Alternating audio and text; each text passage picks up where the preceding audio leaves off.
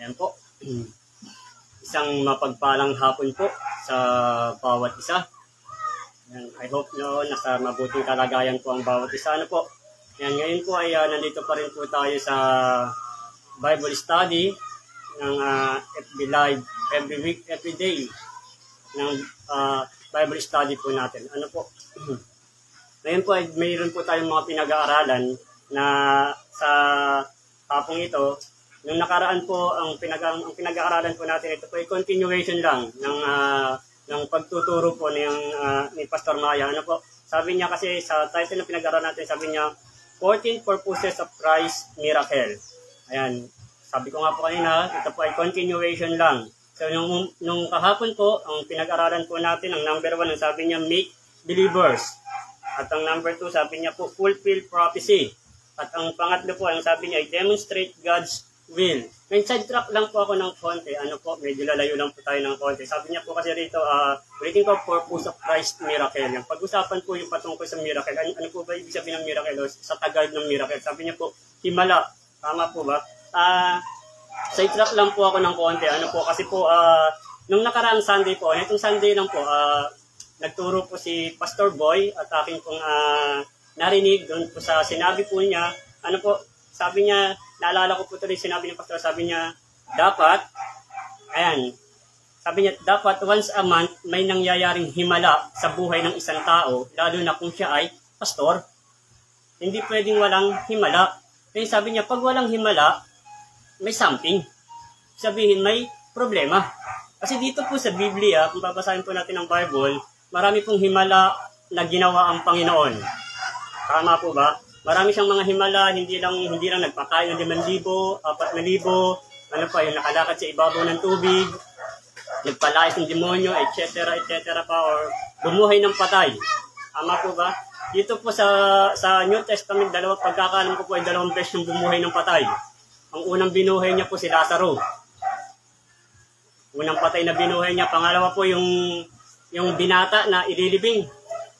Yan, nung time na nakita niya yung nakasalubong niya yung ililibing, yung nanay ng binata, nakita niya sobrang lungkot. Kaya ang ginawa niya, nung time na dumaan sa kanya yung ililibing, dinakita niya at binaba sa kanya ng mga taga-buhat at the same time binuhay niya. Kaya po, sabi ko nga po, maraming himala na ginawa ang Panginoon nung time na siya ay nabubuhay. Pero hindi po nagtatapos yung mga himala na ginawa ni Jesus kahit po siya ay namatay na at kahit po siya ay umakyat na sa langit, kundi nagpapatuloy pa. Kaya nga po sa pag-aaralan natin, sabi niya 14 purposes of Christ's miracle. At ang pang-anim po, ang sabi niya, destroy work of Satan. Ano po ba ibig sabihin nun? Sabi niya, destroy work of Satan. Sabi niya, wasakin, gibain, ano pa po bang ibang translation pa ng destroy? Sirain yung mga gawa ng kaaway. At dito po sa buhay po natin, hindi lang nung unang panahon, maging sa panahon po natin, marami po tayong maraming mga gawa ng kaaway sa buhay ng bawat isa sa atin. Iba-iba man yung pinagdaraanan, pero yan pa rin igawa ng kaaway.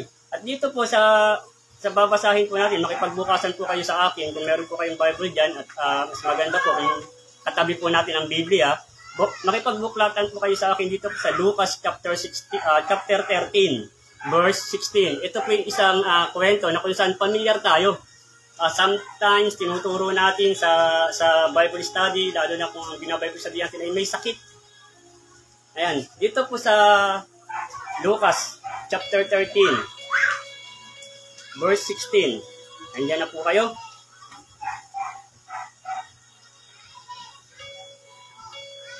Ulitin ko po sabi niya 14 purposes of Christ's miracle, at ang pang-apat po, continuation, pang-apat sa pag-aaralan po natin, sabi niya, destroy work of Satan. Sirain, wasakin, iguho yung mga gawa ng kaaway. Hindi lang noong unang panahon, maging sa panahon po natin ngayon, marami pong klase ng gawa ng kaaway na nangyayari sa buhay natin. At dito po sa isang tagpo, sabi ko nga po, yung kwento na kung saan medyo familiar na tayo kasi kalimitan tinuturo po natin ito sa Bible study. Yan po ay ang kwento ng babaeng hukot. Ano po yung hukot? Hindi po natin kasi masabing kuba. Yung nakayuko na. Diba, kung mapapansin po natin, sabi nga po nila pag tumatanda na yung buto ng matatanda, yung unti-unti ng rumurupok, tumutupi. Pero ito pong pinag-aaralan natin, hindi pa naman siya matanda, pero hukot na siya. So, ibig sabihin po siya ay pinapahirapan ng kaaway. Kaya nga po ang pinaka-purpose, ano po ba ibig sabihin ng purpose? Sa pagkakatagalog po, di ba, ang sabi niya, balak, intention, pero mas malapit po sa pagkakatagal, may layunin. Ano ba ang layunin ng mga himala ni Kristo? Hindi po, si Jesus po ay maraming ginawang himala, hindi para papurihan siya, kundi para ipakita na walang imposible sa Diyos. Amen po na kahit anong sitwasyon, na kahit anong kalagayan ng tao, once na isang tao ay nanampalataya, nanalig sa Diyos, kayang ibigay ng Diyos yung mga pangangailangan. Kaya nga po tuloy, naalala ko po isang pelikula, hindi ko po alam kung si Nora Aunor po ang nagsabi, yung walang himala. Tama po ba? Familiar po ba kayo sa scene na yun, yung mga makanora? Sabi nila walang himala, nasa puso ng tao yung himala, which is isa namang totoo. Tama po ba? Kung ano yung dinidesire ng puso mo at makita ng Diyos, yan talaga ang gusto mo, walang imposible sa Diyos eh. Tama po. Katulad po dito sa pag-aaralan po natin dito po sa Lucas chapter 13, verse 16, start na po natin kagad sa 16. Sabi ko nga po kanina, ito po ay yung babaeng kukot. At intention ng babaeng ito na gumaling, hindi siya kontento na ganun lang yung kalagayan niya. Kaya nga po nandoon siya nung time na nandoon si Jesus. Ito po, basahin po natin, sabi niya po sa 13 verse 16, sabi niya, ang babaeng ito na mula sa lipi ni Abraham ay ginapos ni Satanas sa loob ng 18 taon. Hindi ba dapat siya'y kalagan kahit na araw ng pamamahinga? Kita niyo po, yung intention ni Jesus, yung layunin ni Jesus, kaya siya nandoon sa pagtitipon, hindi para excuse me for the word, hindi para asarin yung mga tao nandoon. Kasi bakit? Araw po ng pamamahinga. Ano po ba? Kasi kung itataas pa po natin yung pagbasa niya, kung sisimulan po natin yan, sabi ang pagkasabi diyan ni Jesus, kung kayo ay may hayop o alaga na nahulog sa balon, hindi niyo ba iaahon kahit araw ng pamamahinga? Ngayon sabi niya kung sa verse 16, ang sabi niya, ang babaeng ito ay DPD ni Abraham. Kita niyo po nung sinabi ni Jesus na yung babaeng ito ay sabi niya na ang babaeng ito ay 18 taon ng ginagapos. Ngayon, nung pinagaling ni Jesus, excuse me for the word, ang lahat na nahimik. Hindi na siya kinutya. Kasi bakit? Dahil doon sa paliwanag niya, kung yung alaga niyo nalaglag, doon sa balon, hindi niyo ba iaangat? Kahit araw ng pamamahinga? Wala pong ganun tao. Yun nga pag-alaga mo eh. Pag hindi mo nakita, kahit sabihin kumakain ka, hahanapin mo eh. Tama po ba? What more pa kaya yung tao mismo nangangailangan ng kagalingan. Kaya nga sabi niya, DPD ni Abraham ang babaeng ito. So sasabi niya, itong babaeng ito ay 18 taon nang nakagapos. Ibig sabihin, pinapahirapan ng kaaway. Ulitin ko po ang sabi ko po kanina, ang matanda, habang isang tao tumatanda, yung buto niya rumurupok, unti-unting yumuyuko. Pero ang babaeng ito, hindi pa ito matanda. Pero pinapahirapan ng kaaway kasi bakit? Sabi niya, 18 taon ng kukot na kung saan isang bagay na para sa isang matanda, mahirap maglakad. Bakit? Kasi nakayuko eh. Hindi po siya literal na kuba, kundi hukot lang. Yung nakataas yung balikat. Amen po. Pero kita niyo po, yun dahil sa desire ng babae, ulitin ko kanina, sinabi sa pelikula na sa puso yung himala. Dahil sa desire ng babae, gusto ng babae na gumaling siya. Mismo si Jesus lumapit sa kanya at pinagaling siya. Amen po. Kaya nga sabi niya, sa 14 purposes of Christ's miracle, yung pang-apat, sabi niya, destroy work of Satan. Wasakin, sirain, iguho yung mga gawa ng kaaway. Kung yung babae nga po yun, noong unang panahon, napagaling ni Jesus, what more pa kaya sa panahon po natin ngayon? Amen po. Ayun, sabi niya pa po rito sa Acts chapter 10, verse 38. Ayan, makipagbukasan po kayo ulit sa akin dito po sa gawa. Ayan, chapter 10, verse 38. Sabi ko nga po, nung time na namatay si Jesus, umakyat ng langit, hindi nag-stop yung miracle o yung himala na ginawa niya. Bagkus pinagpatuloy ng mga alagad, pero hindi sila. kundi sa pamamagitan pa rin ng pangalan ng Panginoon. At dito po sa chapter 10, ito naman po yung sermon ni Pedro. Doon sa, hindi ko pa alam kung saan to, pero ito po yung sermon ni Pedro. At ang isa sa mga sinabi niya sa verse 38, ang sabi niya po, ang sinasabi ko tungkol kay Jesus na taga Nazaret, ipinagkaloob sa kanya ng Diyos ang Espiritu Santo at ang kapangyarihan bilang katunayan na siya nga ang hinirang, sapagkat sumasa kanya ang Diyos saan man siya pumunta, saan man siya pumaroon ay gumagawa siya ng kabutihan at nagpapagaling sa lahat ng pinahirapan ng dyablo. Ulitin ko, isang bagay na kung saan nandito po tayo po ay nagdaranas ng kahirapan, hindi po ang Diyos ang nagbibigay ng kahirapan sa atin, kundi yan po ay gawa ng kaaway. Pero sabi ko nga po, ang mga himala, ang layunin ng mga himala na ginawa ni Kristo ay para ipakita na kaya ng Diyos na ihango o alisin tayo doon sa mga gawa ng kaaway. Kasi sundan po natin. Yan. Masyado po bang mabilis? Dito po sa last part po ng verse. Dito pa po sa isa pa pong verse sa 1 John chapter 3 verse 18. Dito po sa 1 John chapter 3 verse 8. Sabi niya po, ang nagpapatuloy sa pagkakasala ay kampo ng dyablo, sapagkat sa simula pa ay gumagawa na ng kasalanan ng dyablo.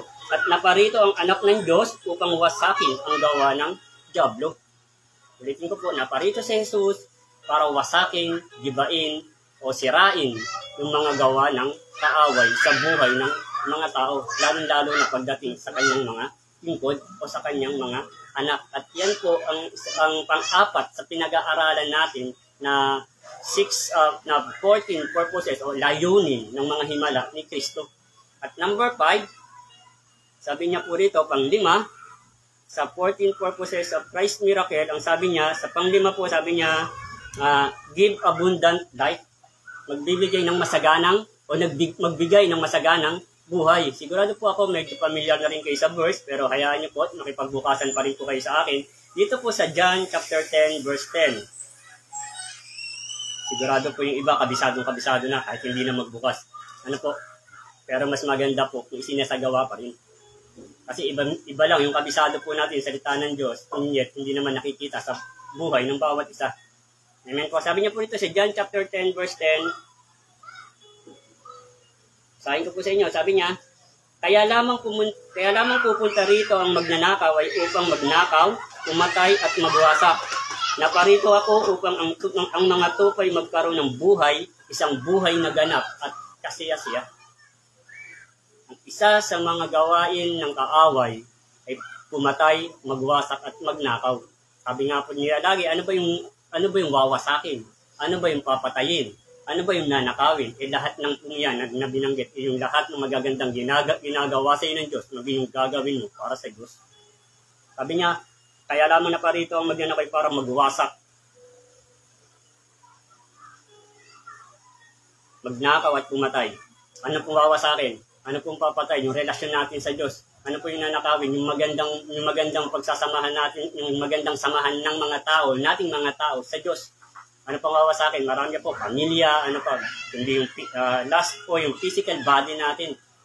Pero ang sabi ng Panginoon, naparito siya para bigyan tayo ng isang buhay na ganap at kasiyasiya. Sabi nga po ni Pastor Boy, yung narinig ko po na turo ni Pastor Boy, yung pag sinabi mong ganap, yung halos nasa yung lahat, yung hindi ka kukulangin. Kaya nga ganap, ibig sabihin, nasusustain yung lahat ng pangangailangan natin. Amen po. Meron nga po ako narinig dati, sabi nila, ulam ay sardinas. Sabi ko, pagkakaalam ko, pagkakatanda ko po, yan ba ang buhay na ganap? Kasi bakit puro sardinas? Yan ba yung buhay na kasiyasiya? Siya lang po masasabi ko, kailangan pa rin po natin magpasalamat. Ano po? Kasi kahit pa paano, may sardinas. Yung iba nga, walang makain. Amen po.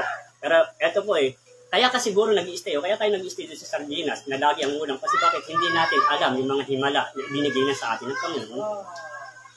Hindi natin alam kung paano kunin yung mga nakalaan na para sa atin.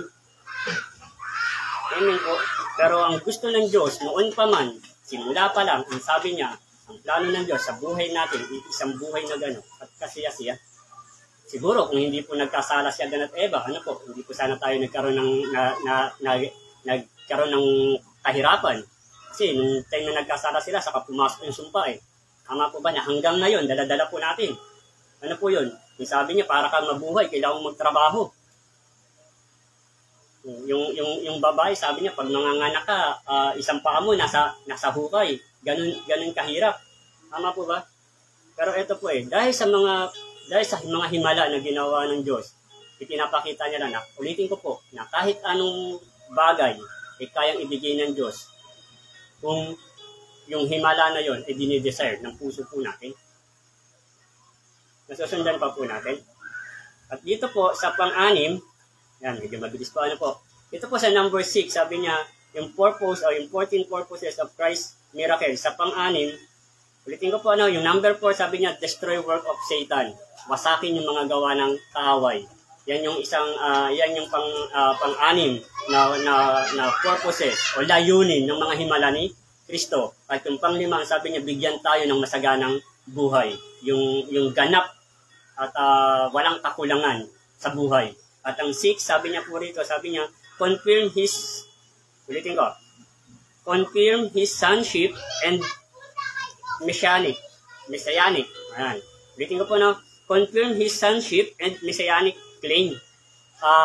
Ano ba sa tag na ito? Patotoo, patunay na si Jesus ay anak at sinugo ng Diyos na dapat natin tanggapin.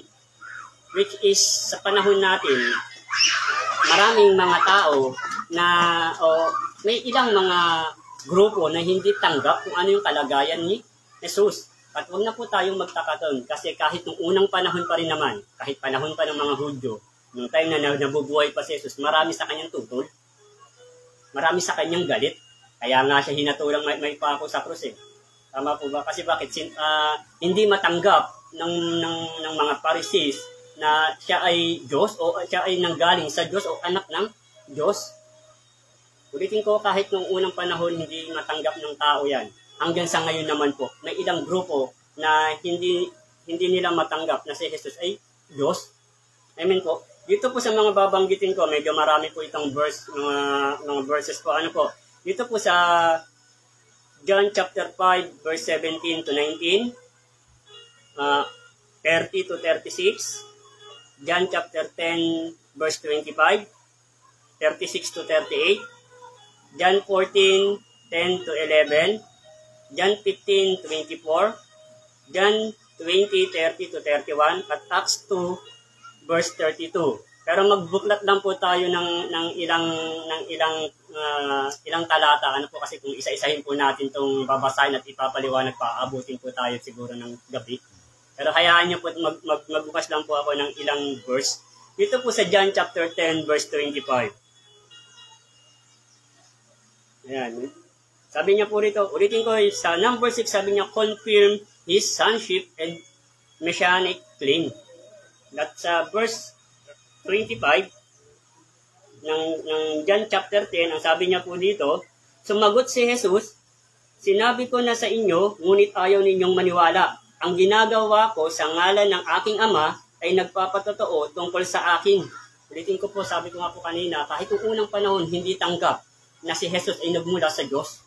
Kaya po hindi nakakapagtaka na kahit sa panahon natin, kahit na sa generation natin ito, may mga tao na salungat sa mga paniniwala na nakukuha po natin. At dito pa po sa 36 to 38 ng John pa rin po. Kaya ang sabi niya po rito, ako'y hinirang at sinugo ng Ama, paano ninyo masasabi ngayon na nilalapastangan ko ang Diyos sa sinabi kong ako ang anak ng Diyos? Kita niyo po, maraming himala, maraming ginawang kababalagan si Jesus na nakikita mismo ng harap ng mga tao, pero sa kabila po niyan, hindi siya matanggap na siya ay nagmula sa Diyos. Maraming mga bagay na pinatotohanan si Jesus. May mga bagay na mismong yun na lang sa pagbuhay kay Lazaro sa kabila ng 4 na araw ng patay. Pero inyet, pumunta pa rin siya para ipakita niya yung himala na gagawin niya doon sa pamilya ng naiwan ni Lazaro, maging para mapatunayan sa mga tao na siya ay nagmula sa Diyos. Pero sabi ko nga po, after nun, may mga tao naniwala, pero may maraming hindi pa rin naniwala. Na, kasusundan po natin. may mga taong umagri o sumang-ayon doon po sa mga himala na ginawa ni Jesus, pero yung iba parang nagalit pa. Kaya nga pinagtangkaan pa siyang patayin eh. Maging si Lazarus. Gusto nila kasi bakit? Kasi mas marami nang naniniwala doon sa mga himala na ginagawa ni Jesus. Ang pinakalayunin, ulitin ko po, yung purposes o yung layunin ng mga himala ni Kristo, ito po ay nagpapakita na pag dumating sa time natin na anuman ang mangyari, lumapit tayo sa Diyos. Kasi sabi niya na, sino man lumalapit sa Diyos ay hindi niya itataboy. Amen po.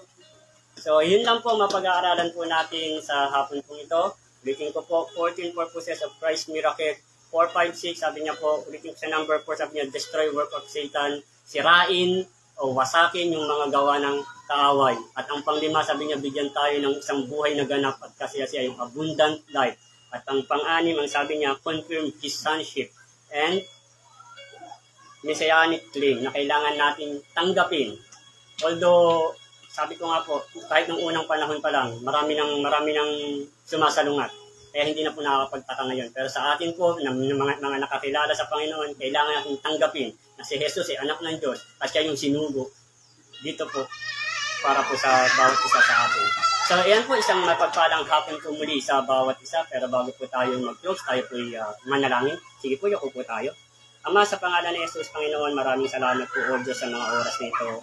Dalangin po namin, Panginoon, sa mga salita ng aming napag-aralan. Patuloy, Panginoon, na tumimo ito sa puso't isipan ng bawat isa, Panginoon. Lord, ipakita mo po sa amin. Minsan pa, Panginoon, ang mga himala na ginawa mo noon at maranasan namin hanggang sa ngayon, Panginoon. Salamat po, O Diyos. Sa iyo po namin pinagkakatiwalang lahat at ibinabalik ang pinakamataas na papulit paggalang sa pangalan ni Jesus. Amen. Magandang hapon po muli.